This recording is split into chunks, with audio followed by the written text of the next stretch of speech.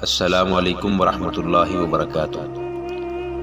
فوجی میلے میں مصر کے لوگ سلطان ایوبی کی فوجی طاقت سے مرعوب نہیں ہوئے، بلکہ اسے اسلامی اور مصری فوج سمجھ کر اس سے متاثر ہوئے تھے۔ سلطان ایوبی تقریریں کرنے والا حاکم نہیں تھا، لیکن اس دن اتنے بڑے اجتماع سے اس نے خطاب کرنا ضروری سمجھا۔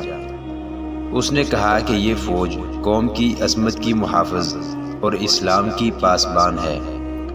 اس نے صلیبیوں کے عزائم تفصیل سے بیان کیے اور مصریوں کو بتایا کہ عرب میں مسلمان امراء اور حاکموں کی تعیش پرستی کی وجہ سے صلیبیوں نے وہاں مسلمانوں کا جینا حرام کر رکھا ہے۔ وہ قافلوں کو لوٹ لیتے ہیں، مسلمان لڑکیوں کو اغوا کر کے بے آبرو کرتے پھر انہیں بیچ ڈالتے ہیں۔ سلطان ایوبی نے لوگوں کو قومی جذبے سے آگاہ کر کے انہیں کہا کہ وہ فوج میں بھرتی ہو کر اپنی بیٹیوں کی عصمت اور اسلام کی عظمت کی پاسبانی کریں۔ سلطان کی تقریر میں جوش تھا اور ایسا تاثر تھا کہ تماشائیوں کے دلوں میں ہلچل مچ گئی، اور اسی روز جوان آدمی فوج میں بھرتی ہونے لگے۔ 10 روز تک بھرتی ہونے والوں کی تعداد 6000 ہو گئی۔ اس میں کم و بیش 1500 جوان اپنے اونٹ ساتھ لائے اور 1000 کے قریب گھوڑوں اور خچروں سمیت آئے۔ سلطان نے انہیں جانوروں کا معاوضہ فوری طور پر ادا کر دیا اور فوج نے ان کی ٹریننگ شروع کر دی۔ میلے کے 3 ماہ بعد سلطان کی فوج میں 3 جرائم کی رفتار بڑھنے لگی: چوری، جوا بازی اور رات کی غیر حاضری۔ یہ جرائم اس سے پہلے بھی ہوتے تھے، لیکن نہ ہونے کے برابر تھے۔ فوجی میلے کے بعد یہ وبا کی صورت اختیار کرنے لگے۔ ان تینوں کی بنیاد جوا بازی تھی۔ چوری کی وارداتیں اسی تک محدود تھی کہ سپاہی کی کوئی ذاتی چیز چرا کر بازار میں بیچ ڈالتا تھا، مگر ایک رات فوج کے 3 گھوڑے غائب ہو گئے۔ سواروں اور سپاہیوں کی تعداد پوری تھی، کوئی بھی غیر حاضر نہیں تھا۔ اگر اس نقصان کو نظر انداز کر دیا جاتا تو اگلی بار 10 گھوڑے چوری ہو جاتے۔ اعلیٰ حکام تک رپورٹ پہنچی۔ انہوں نے فوجوں کو تنبیہ کی، سزا سے ڈرایا، خدا سے ڈرایا، مگر یہ تینوں جرائم بڑھتے گئے۔ ایک رات ایک سپاہی پکڑا گیا۔ وہ کہیں سے کیمپ میں آ رہا تھا۔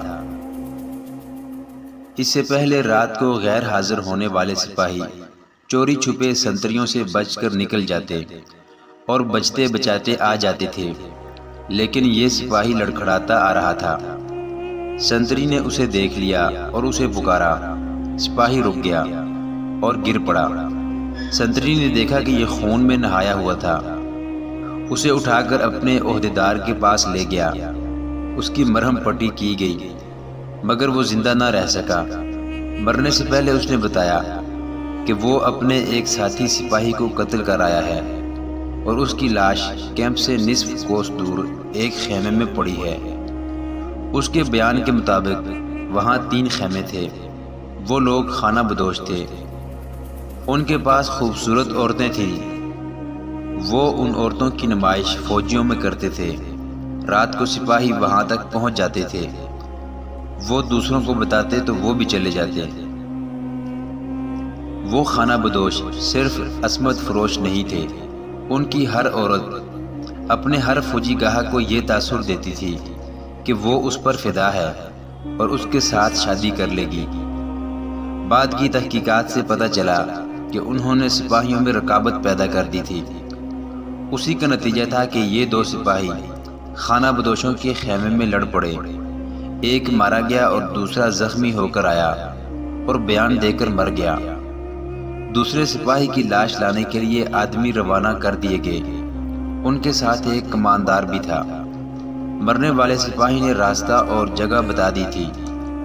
وہاں گئے تو دیکھا کہ سپاہی کی لاش پڑی ہے، خیمے نہیں ہیں۔ وہاں کے نشان بتا رہے تھے کہ یہاں سے خیمے اکھاڑے گئے ہیں۔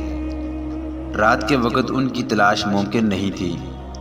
سپاہی کی لاش اٹھا لائے۔ اس حادثے کی رپورٹ سلطان ایوبی کو دی گئی اور یہ بھی بتایا گیا کہ فوج میں جرائم بڑھ گئے ہیں۔ اور 3 گھوڑے بھی چوری ہو چکے ہیں۔ سلطان نے علی بن سفیان کو بلا کر کہا کہ وہ سپاہیوں کے بھیس میں اپنے سراغ رساں فوج میں شامل کر کے معلوم کرے کہ یہ جرائم کیوں بڑھ گئے ہیں۔ سلطان نے اس سلسلے میں البرق کو بھی حکم دیا۔ اس کیوں کا جواب شہر کے اندر موجود تھا، جہاں تک علی بن سفیان کے سراغ رسانوں کی رسائی محال تھی۔ یہ ایک بہت بڑا قلعہ نما مکان تھا۔ مصریوں کا ایک کنبہ نہیں بلکہ پورا خاندان اس میں رہتا تھا۔ اس مکان اور مکینوں کو شہر میں عزت حاصل تھی، کیونکہ یہاں خیرات بہت تقسیم ہوتی تھی۔ ناداروں کو یہاں سے مالی مدد ملتی تھی۔ فوجی میلے میں اس خاندان نے سلطان ایوبی کو اشرفیوں کی 2 تھیلیاں فوج کے لیے پیش کی تھی۔ یہ سوداگر خاندان تھا۔ مصر میں سلطان ایوبی کے آنے سے پہلے یہ مکان سوڈانی فوج کے بڑے رتبے والوں اور انتظامیہ کے حاکموں کی مہمان گاہ بنا رہا تھا۔ سوڈانیوں کو سلطان ایوبی نے آ کر ختم کر دیا تو اس خاندان کی وفاداریاں حکومت کے ساتھ رہیں اور یہ سلطان ایوبی کا وفادار ہو گیا۔ جس روز سلطان ایوبی نے البرق اور علی بن سفیان کو حکم دیا کہ وہ فوج میں جرائم کی وبا کی وجوہات معلوم کریں، اس سے اگلی رات اس مکان کے ایک کمرے میں 10-12 آدمی بیٹھے تھے۔ شراب کا دور چل رہا تھا۔ کمرے میں ایک بوڑھا آدمی داخل ہوا۔ اسے دیکھ کر سب اٹھ کھڑے ہوئے۔ اس کے ساتھ ایک بڑی خوبصورت لڑکی تھی جس کا آدھا چہرہ نقاب میں تھا۔ کمرے میں داخل ہوتے ہی دروازہ بند کر دیا گیا اور لڑکی نے نقاب اٹھا دیا۔ وہ بوڑھے کے ساتھ بیٹھ گئی۔ کل امیر مصر تک اطلاع پہنچ گئی ہے کہ فوج میں جوئے بازی اور بدکاری بڑھ گئی ہے۔ بوڑھے نے کہا، ہماری آج کی یہ نشست بہت اہم ہے۔ امیر نے سپاہیوں کے بھیس میں فوج میں سراغ رساں شامل کرنے کا حکم دے دیا ہے۔ ہمیں ان سراغ رسانوں کو ناکام کرنا ہے۔ تازہ اطلاع بڑی ہی امید افزا ہے۔ 2 مصری سپاہیوں نے ایک عورت پر لڑ کر ایک دوسرے کو قتل کر دیا ہے۔ یہ ہماری کامیابی کی ابتدا ہے۔ 3 مہینوں میں صرف ایک مسلمان سپاہی نے دوسرے کو قتل کیا اور خود بھی قتل ہوا ہے۔ یہ ایک آدمی نے بوڑھے کی بات کاٹ کر کہا، کامیابی کی یہ رفتار بہت سست ہے۔ کامیابی ہم اسے کہیں گے جب ایوبی کا کوئی نائب سالار اپنے سالار کو قتل کر دے گا۔ میں کامیابی اسے کہوں گا جب کوئی سالار یا نائب سالار صلاح الدین ایوبی کو قتل کر دے گا۔ بوڑھے نے کہا، مجھے معلوم ہے کہ 1000 سپاہی قتل ہو جائیں تو بھی کوئی فرق نہیں پڑتا۔ ہمارا مطمع نظر ایوبی کا قتل ہے۔ آپ سب کو پچھلے سال کے دونوں واقعات یاد ہوں گے۔ ساحل پر سلطان ایوبی پر تیر چلایا گیا، وہ خطا گیا۔ روم سے آدمی آئے، وہ ایسے ناکام ہوئے کہ سب کے سب مارے گئے اور ایک بدبخت مسلمان ہو گیا۔ اس سے کیا ظاہر ہوتا ہے؟ یہ کہ سلطان کو قتل کرنا اتنا آسان نہیں جتنا آپ لوگ سمجھتے ہیں۔ یہ بھی ہو سکتا ہے کہ ایوبی قتل ہو جائے تو اس کا جانشین اس سے زیادہ سخت اور کٹر مسلمان ثابت ہو۔ اس لیے یہ طریقہ زیادہ بہتر ہے کہ اس کی فوجوں کو اس خوبصورت تباہی کے راستے پر ڈال دو جس پر صلیب کے پرستاروں نے بغداد اور دمشق کے مسلمان امراء اور حاکموں کو ڈال دیا ہے۔ صلیب کے پرستاروں اور سوڈانیوں کو شکست کھائے 1 سال گزر گیا ہے۔ ایک نے کہا، اس 1 سال میں آپ نے کیا کیا ہے؟ محترم، آپ بڑا لمبا راستہ اختیار کر رہے ہیں۔ 2 آدمیوں کا قتل بے حد لازمی ہے، ایک صلاح الدین ایوبی، دوسرا علی بن سفیان۔ اگر علی بن سفیان کو ختم کر دیا جائے تو ایوبی اندھا اور بہرا ہو جائے۔ ایک اور نے کہا، میں نے وہ آنکھیں حاصل کر لی ہیں جو سلطان ایوبی کے سینے کے ہر ایک راز کو دیکھ سکتی ہیں۔ یہ بوڑھے نے کہا اور اس لڑکی کی پیٹھ پر ہاتھ رکھا جو اس کے ساتھ آئی تھی۔ بوڑھے نے کہا، یہ ہیں وہ آنکھیں، دیکھ لو ان آنکھوں میں کیا جادو ہے۔ تم سب نے صلاح الدین ایوبی کے ایک حاکم خادم الدین البرق کا نام سنا ہوگا۔ تم میں سے بعض نے اسے دیکھا بھی ہوگا۔ صرف 2 آدمی ہیں جو صلاح الدین کے سینے میں دیکھ سکتے ہیں، ایک علی، دوسرا البرق۔ علی بن سفیان کو قتل کرنا حماقت ہوگی۔ میں نے جس طرح البرق پر قبضہ کر لیا ہے اسی طرح علی پر بھی کر لوں گا۔ البرق آپ کے قبضے میں آ چکا ہے؟ ایک نے پوچھا۔ ہاں، بوڑھے نے لڑکی کے ریشمی بالوں کو ہاتھ سے چھیڑ کر کہا۔ میں نے اسے ان زنجیروں میں جکڑ لیا ہے۔ میں نے آج آپ سب کو چند اور باتیں بتانے کے علاوہ یہ خوشخبری بھی سنانے کے لیے بلایا ہے۔ ہمیں جلدی برخاست ہونا ہے کیونکہ ہم سب کا ایک جگہ اکٹھا ہونا ٹھیک نہیں۔ اس لڑکی کو تم سب شاید جانتے ہو۔ مجھے بالکل امید نہیں تھی کہ یہ اتنی استادی سے یہ ڈرامہ کھیل لے گی۔ اس کی عمر دیکھیے، پختہ نہیں ہے۔ میں پورا 1 سال ایسے موقع کی تلاش میں مارا مارا پھرتا رہا کہ علی بن سفیان یا البرق کو یا دونوں کو پھانس سکوں۔ میں ان سے ملا کبھی نہیں کیونکہ میں ان کی شناخت میں نہیں آنا چاہتا تھا۔ فوجی حکام کو سلطان شہریوں سے دور رکھتا تھا۔ آخر اس نے فوجی میلے کا اعلان کیا اور مجھے پتہ چل گیا کہ اس نے اپنے فوجی کمانداروں، سالاروں اور عہدیداروں سے کہا ہے کہ میلے میں وہ شہریوں میں بیٹھیں اور ان سے باتیں کریں اور ان پر اپنا رعب نہیں بلکہ اعتماد پیدا کریں۔ مجھے علی بن سفیان کہیں نظر نہیں آیا۔ اس لڑکی کو میں ساتھ لے گیا تھا۔ البرق نظر آ گیا۔ اس کے ساتھ 2 کرسیاں خالی تھیں۔ میں نے لڑکی کو اس کے ساتھ بٹھا دیا۔ اسے میں 8 مہینوں سے استادی طریقے سکھا رہا تھا۔ مجھے اپنا بوڑھا خاوند اور اپنے آپ کو خریدی ہوئی مظلوم لڑکی بتا کر اس نے البرق جیسے مومن کو اپنی خوبصورتی میں گرفتار کر لیا۔ ملاقات کا وقت اور جگہ طے کر لی۔ میں نے اسے بتایا کہ اسے کھنڈر میں کیا ناٹک کھیلنا ہے۔ لڑکی کھنڈر میں چلی گئی۔ میں 4 آدمیوں کے ساتھ وہاں موجود تھا۔ 2 آدمی اس وقت یہاں موجود ہیں، 2 کو آپ سب نہیں جانتے۔ وہ ہمارے گروہ کے آدمی ہیں۔ اس نے البرق پر ثابت کر دیا کہ یہ اس کی خاطر جان دے دے گی۔ ہمارے 4 ساتھیوں نے البرق پر اور اس پر تلواروں سے حملے کیے۔ اس نے برچھی کے وار کیے۔ یہ ناٹک اس قدر حقیقی معلوم ہوتا تھا کہ البرق کو شک تک نہ ہوا۔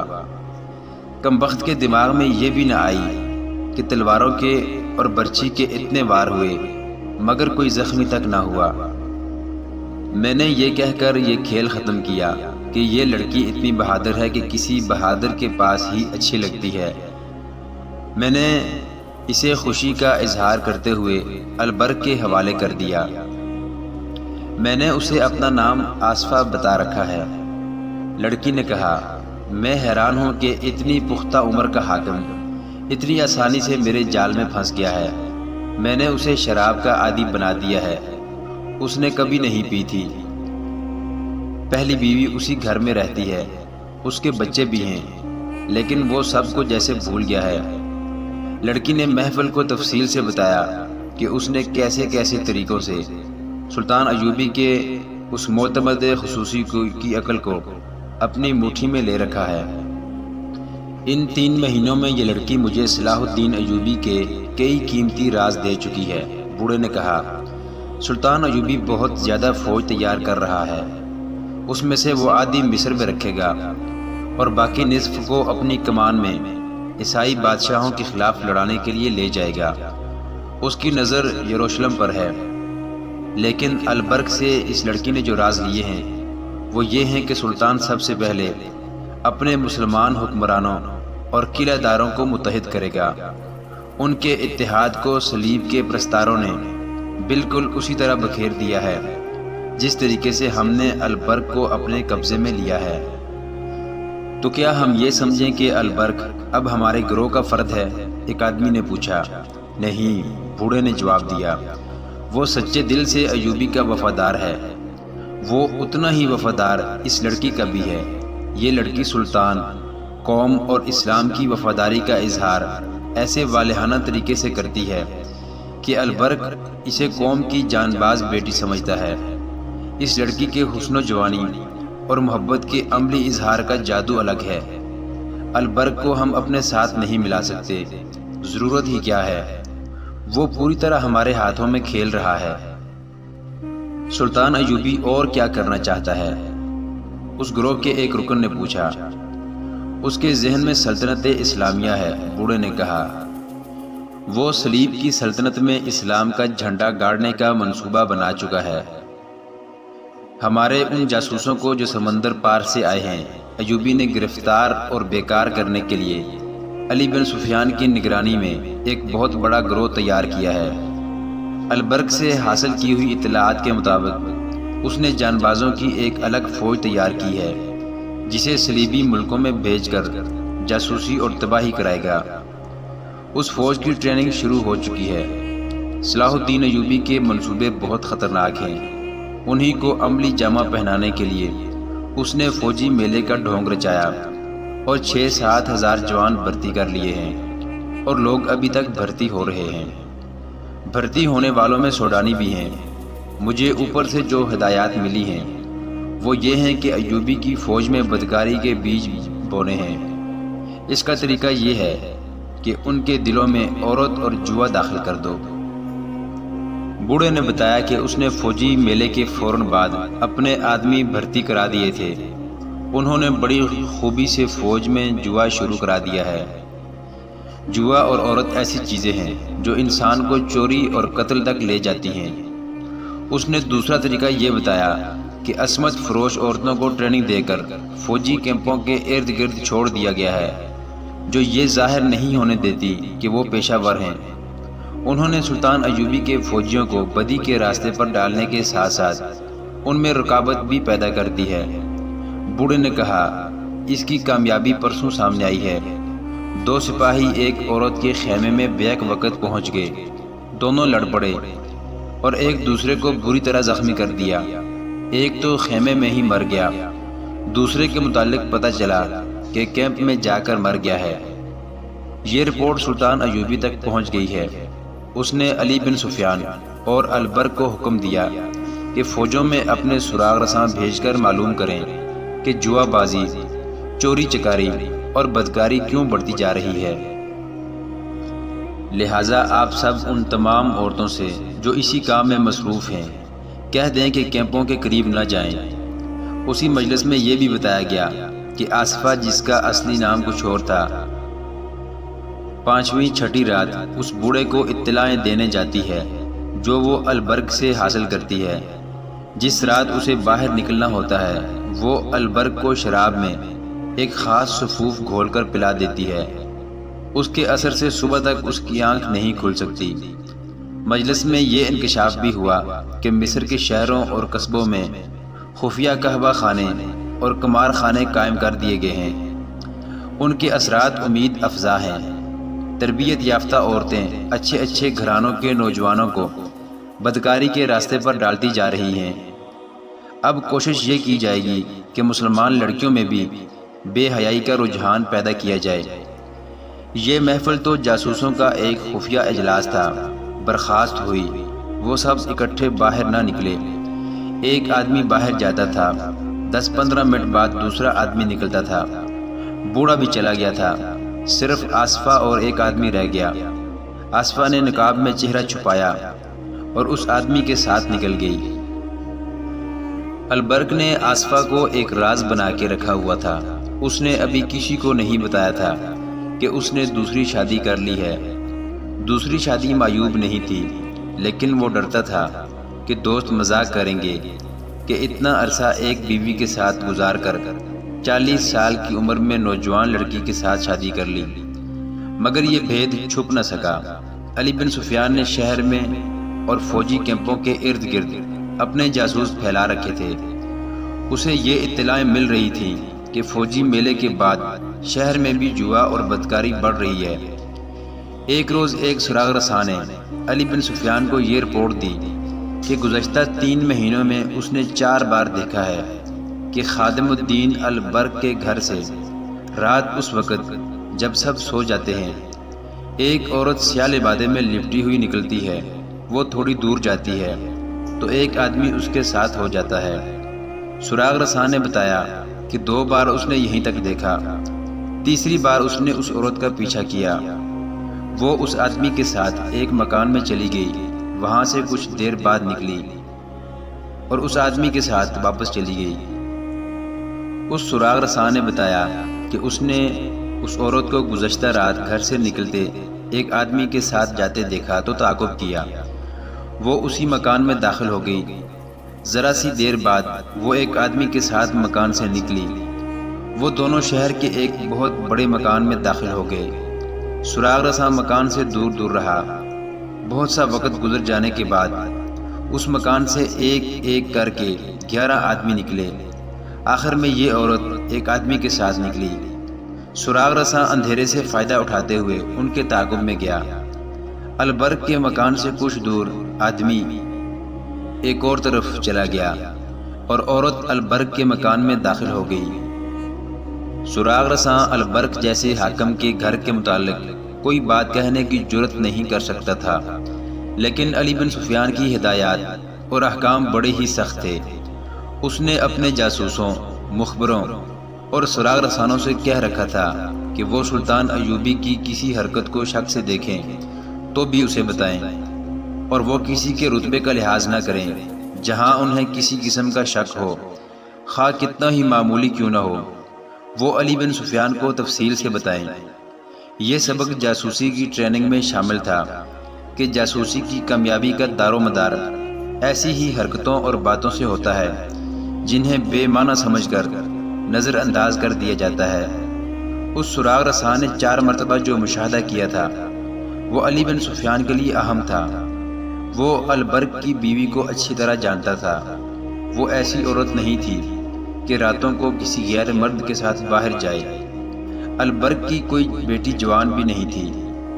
یہ تو کسی کو بھی علم نہ تھا کہ البرق نے ایک نوجوان لڑکی کے ساتھ شادی کر لی ہے۔ اس نے اس مسئلے پر بہت غور کیا۔ اسے یہ خیال بھی آ گیا کہ البرق اس کا دوست بھی ہے۔ اسے حق پہنچتا تھا کہ اس کے دوست کے گھر میں کوئی گڑبڑ ہے تو اس کے لیے کچھ کرے، مگر اس کے ذہن میں جو سوچ غالب تھی وہ یہ تھی کہ شہر میں مشکوک عورتوں کا ریلا سا آ گیا تھا۔ کہیں ایسا تو نہیں کہ البرق کسی بدکار عورت کے چکر میں آ گیا ہو۔ ایک طریقہ اس کے دماغ میں آ گیا۔ اس نے اپنے محکمے کی ایک عورت کو اس روپ میں البرق کے گھر میں بھیجا کہ وہ ایک مظلوم عورت ہے، اس کا خامند مر گیا ہے اور اس کے بیٹے آوارہ ہو گئے ہیں، لہٰذا اس کی اعانت کی جائے۔ ہدایت کے مطابق یہ عورت اس وقت البرق کے گھر میں گئی جب وہ گھر میں نہیں تھا۔ دوسری ہدایت کے مطابق وہ سارے گھر میں پھری تو اسے آصفہ نظر آ گئی۔ یہ عورت البرق کی پہلی بیوی سے ملی، اپنی فریاد پیش کی اور کہا کہ وہ البرق کی پہلی بیوی البرق سے اس کی سفارش کرے۔ باتوں باتوں میں اس نے کہا، آپ کی بیٹی کی شادی ہو گئی ہے یا ابھی کنواری ہے؟ اسے جواب ملا، یہ میری بیٹی نہیں، میرے خاوند کی دوسری بیوی ہے، 3 مہینے ہوئے انہوں نے شادی کی ہے۔ محترم ناظرین، صلاح الدین ایوبی کی زندگی کے واقعات پر مشتمل سیریز دیکھنے کے لیے چینل کو سبسکرائب ضرور کر لیں۔ گزشتہ اقساط دیکھنے کے لیے چینل پر پلے لسٹ کا وزٹ کریں۔ ویڈیو کو لائک اور شیئر ضرور کیجیے۔ اللہ آپ کا حامی و ناصر ہو۔